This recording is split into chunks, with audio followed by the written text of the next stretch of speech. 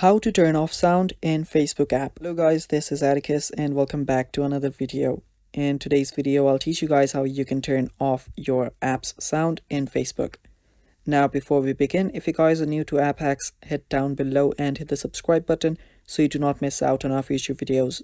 Also, press the bell icon so you get notified when we release our new videos. So now let's begin. The first thing you'll need to do is open up your Facebook app. Now after you open up your Facebook app, make sure that you're logged into your account.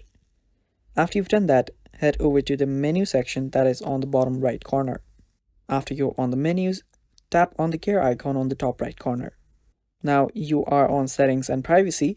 What you will need to do is scroll down. Now after you scroll down, you will see the preferences section. Now under there, you should find an option called media. Tap on media. And after you tap on media, you will see the sounds option. Now simply toggle off the in-app sound option. And after you've done that, scroll down and under autoplay, you will find an option called videos start with sound. Now you can turn that off too, and you can turn that off with the stories start with sound option too. After you've done both of that, your Facebook's sound will just not be there. They will need to ask you for permission, or you will simply need to press the volume button to have the sound.